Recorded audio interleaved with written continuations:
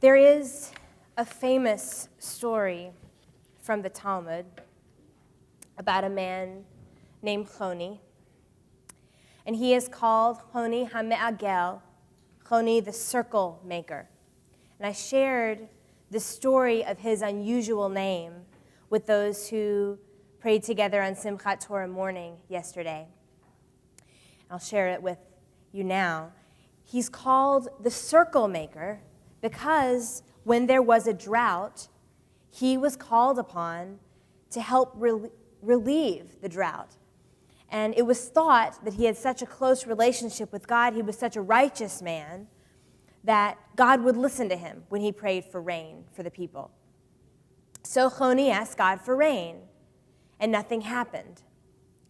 And the story continues that Choni drew a circle in the ground and stood inside it and said, "Save us, God, give us rain. I'm not leaving this circle until you do." And at this, God brought the rain, and Choni earned himself the name Me'agel, a circle maker. Following this little vignette, the most famous story of Choni appears, and it is a well-known tale that you may have heard of Choni witnessing a man of mature age, doesn't say exactly how old, but planting a carob tree. And Choni asks this man how long it will take for the tree to grow. And of course, the man, just feeling friendly, answers him, 70 years. And Choni responds tactfully, "You think you're going to live another 70 years? And the man responds, "I found carob trees in this world when I got here, so I will plant them for my children." This is the extent of the story that is usually quoted, and it's a beautiful story. If we just read about this part, it becomes a story about building for the future, a benign tale about a man who loves planting seeds and who patiently teaches the impatient Choni a lesson. And it is a story about that, but it is about more than that, I found in my studying this week. For if we continue reading, we find that Choni then goes to sleep and sleeps for 70 years and wakes up and sees the carob tree actually bearing fruit. And this should have been Choni's dream come true. He didn't have to wait. The man who draws the circle steps in, asks for rain, and rain appears. The man whose only experience with God is that of receiving instant gratification should be overjoyed when he wakes up and he's missed the 70 years of waiting for the tree to bear fruit. But that is not what happens in the story. Choni wakes up and is miserable. He has missed the period that he so wished would just fly by, the period of time where he would have been in expectant waiting for a bright future to come. All of that was gone. He missed the journey. And when he was beamed to the end miraculously, he had missed the chance to be changed the way journeys change us all. He did not fit in. He had not learned. He had not grown.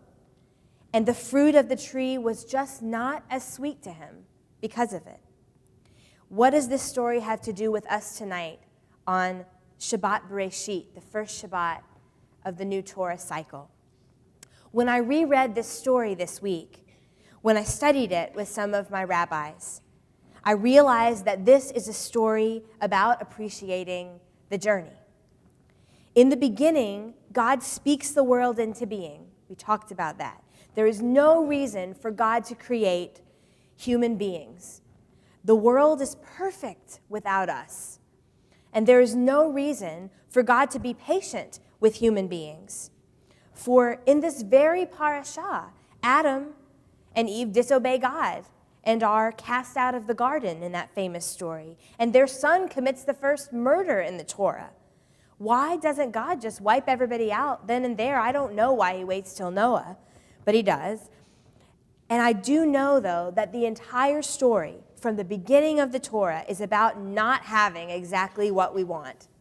It is about waiting and wishing and dreaming and traveling and suffering and holding on to the hope that we will be part of the planting and that some of the sweetness of the fruit will be ours. This is the first Shabbat of the year, which means that all those stories lie before us as a community of Jews. The disobedience of Adam and Eve, the flood of Noah, the binding of Isaac, the trickery of Jacob, the failing of Moses, and the wandering of the people, and the standing on the edge of the promised land and never quite getting there. That's where the Torah leaves us. And that is what lies before us as individuals, too. We are on a journey, and we must learn to love that fact. For it is all we have, and it is a holy thing to be on a journey. Choni did not understand that when he was questioning the man with the carob seeds, he didn't understand what he was asking. So we cannot model ourselves after him at that moment. But maybe, just maybe, we can model ourselves after the first story, where he stood inside the circle and waited for rain.